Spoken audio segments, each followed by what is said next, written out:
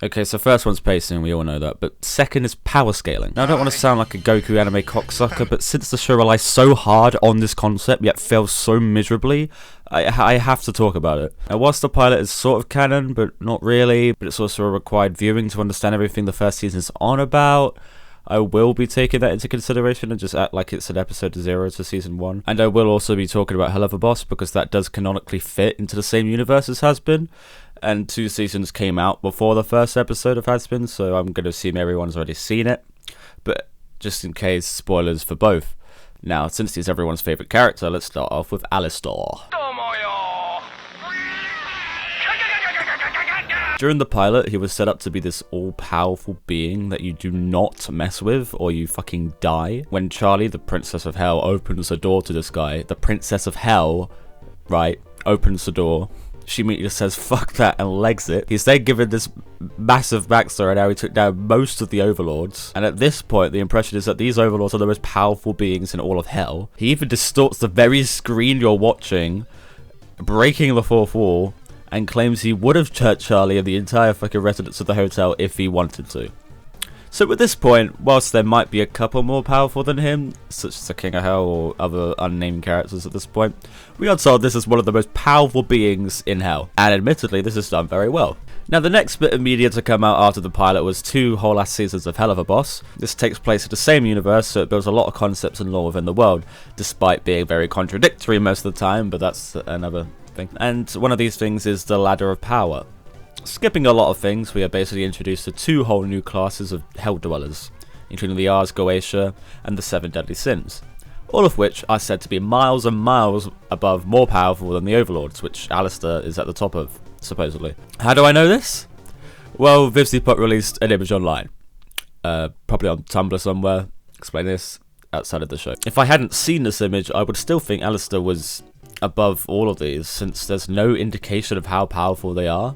Yes, the Ars Goetia is royalty, and there's the literal embodiments of the 7 deadly sins, but I generally just thought they were part of or at the same level, or even like lower than the Overlords, because they are literally called the Overlords, and they were and will continuously be built up to be the most powerful beings behind Lucifer himself. And throughout the entire Hell of a Boss show, we see like glimpses of like powers, but we don't get it compared to anyone else's. It just looks like average magic stuff, and it doesn't give us any indication of how like powerful that is, especially since in Hell of a Boss it's used against imps, which is supposed to be the lowest of the low. So like right now we're in season 1 of Hazbin. Since they didn't recreate the pilot for some reason, I don't think it still happened, most of it. Alistar is just already part of the hotel as soon as the show starts. There are numerous points in the show where he's seen as a big deal. When he's walking down the street with another one of the most powerful Overlords, people on the street are literally torturing themselves or running away in terror because of how evil these 2 individuals are. There's of course the Stage Gone musical number where Alistar seemingly overpowers Vox with ease and implies he's pretty much more powerful than all the V's combined, since he almost killed Vox once, supposedly, and claims Vox is powerless without the V's. And by the end of the song, Alistar has built up this narrative that he's going to take over the V's and all of Hell. There is another moment where a character called Mimsy once again mentions Alistar's backstory, telling us how terrifying this guy is and not to mess with this demon. Gina Cazador from BoJack Horseman, same voice actor, is one of the few characters that actually stays terrified of this guy, constantly warning Charlie to stay careful and never make a deal. She's talking to the Princess of Hell right here, which is said outside of the show again to be the most powerful being in Hell behind Lilith and Lucifer, which is another point I'll talk about later. And this is coming from a fallen angel, spoilers, whose former job was to kill sinners and overlords in Hell. She knows what she's talking about. So the show is building up this demon to be one of the most powerful beings to ever rule Hell, rivaling Charlie, the Princess of Hell. But then you remember the 7 deadly sins and the Goetia exists, who are said to be much more powerful. So knowing that information, which you are pretty much expected to already know it since the show's come out years before season 1 of Hazbin, so it just makes all this build-up feel a little bit pointless, knowing Alistar could possibly not even be in the top 10 most powerful beings in Hell. And then, ignoring things outside of the show, we have the fights. Now, in my opinion, this is by far one of the weakest attributes of the show, mostly due to the pacing, but with this build of power, it just It makes the fights even more pointless in my opinion. I mean, it's fair enough, it's not an action show, but still, there are a lot of fights here, and again, all this build up, like, you'd like to see it executed in some way. When Sir Penchas constantly harasses Alistair and tries to kill him, it takes ages to deal with this supposed fly that has nothing on him. It could be seen as him simply playing with his food rather than instantly wiping him out in a second, but since this happens like multiple times and we never get to see any of this unlimited power that's been built up, it just looks a bit weak compared to what we've been told. And then finally with the final fight with Adam. Adam, I admit, is the leader of the Executioners, and these lot was said to be unkillable before, so quite powerful beings. So you'd reckon this would be quite a dramatic fight, you know? It lasts like 5 seconds, and after one hit, Alistair almost fucking dies. The fight is confusing enough since we were told a mere 20 minutes ago that only angelic weapons can kill angels, which is another weird, strange plot controversy because we're told Camilla creates angelic weapons, which is fair enough. It's Camilla that tells the cast how to kill the angels, but then in Hell of a Boss, it said that these same angelic weapons are the only things that can kill sinners and royalty in hell. So it's like,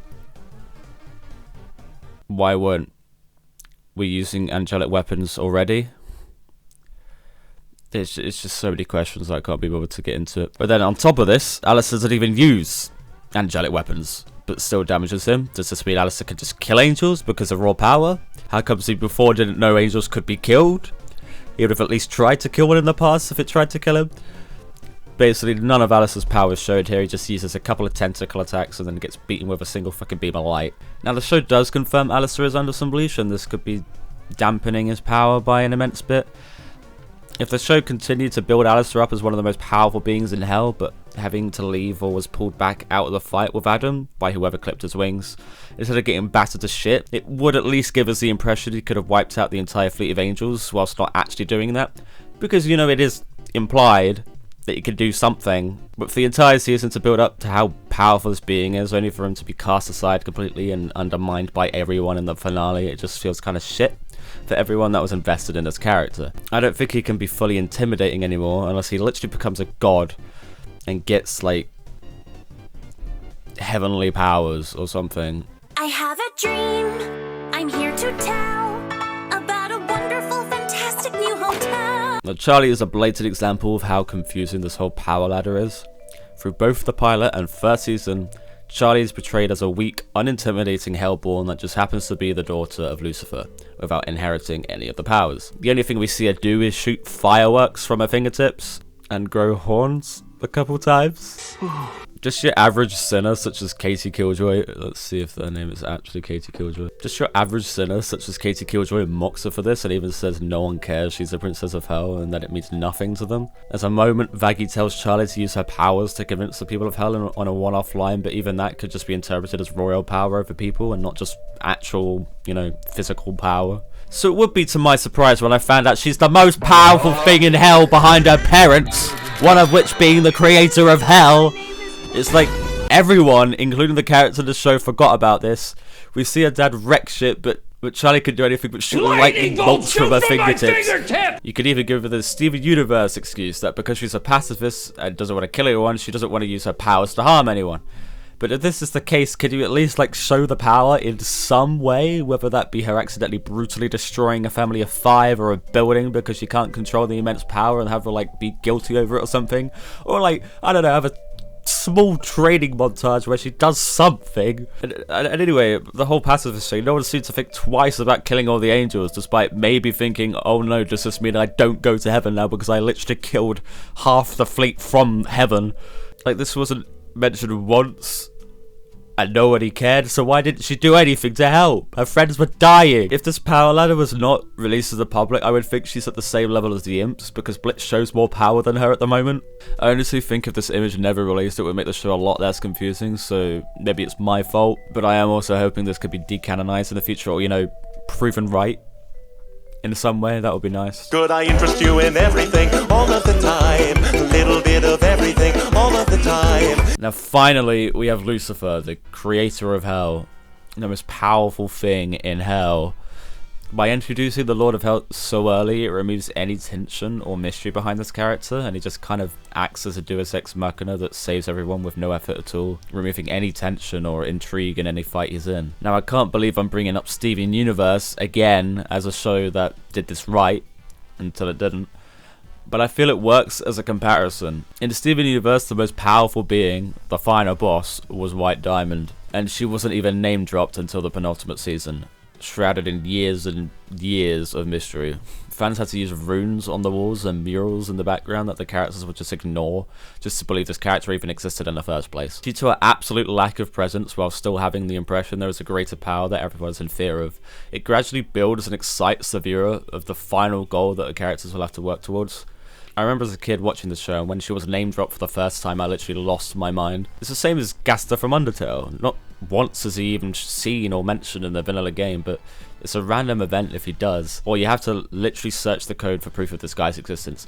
We don't even know if the sprite is Gaster, it's just called Mystery Man. But look at the millions and millions of theories and hype anytime a character we don't even know yet in Deltarune is even implied to have existed is WD Gaster. I mean, look at Gold from Adventure Time. He's shown once, I think, and like a couple times in the background in the show, and he's the final boss of the finale, and he's fucking intimidating as all hell because he's not seen until that point, and he doesn't say a fucking word. There's a reason in horror movies you never see the big bad monster until the very, very, very end, if at all. Films that just show you the monster 20 minutes in completely fail as horrors, in my opinion, because it's been overexposed or given too much screen time, not allowing you to imagine what it could be. This is all because your own imagination is far more interesting than anyone else's. Now, I'm not saying Hazbin should dedicate 10 seasons to the slow reveal of Lucifer. It's already trying to do that with too many other characters, including Lilith, although it doesn't really work here since we know way too much about Lilith already, and got a portrait of her in the pilot and a power ranking on Tumblr, so there's literally nothing left to reveal basically apart from her motivations, which has pretty much been guessed by everyone already. Like, it's not going to be a big surprise when it is revealed. But if the show were to slowly hint at Lucifer's power and existence, but not reveal his design until the finale of season 1, for him to help by attacking Adam like once, like single attack, and just helping the cast out without completely replacing them and making them utterly useless, then this would have been a far more engaging ending, in my opinion, or at least just a fight scene. I mean, ignoring the sinners, did the cannibals even do anything in the last fight? We had an entire episode dedicated to them for that. Overall, I just think this universe has way too many tiers of power and characters built up to be the most powerful beings to ever exist, where if you don't do your own hard research, you're left completely fucking lost on power scaling, to the point where any fight that will ever happen just feels contradicting or straight up confusing. And that, compared with the horrendous pacing, the fights just feel like you're on an acid trip, but the walls are closing in and there's someone behind your door. Don't open it, don't open it, don't open it, don't open it, don't open it, don't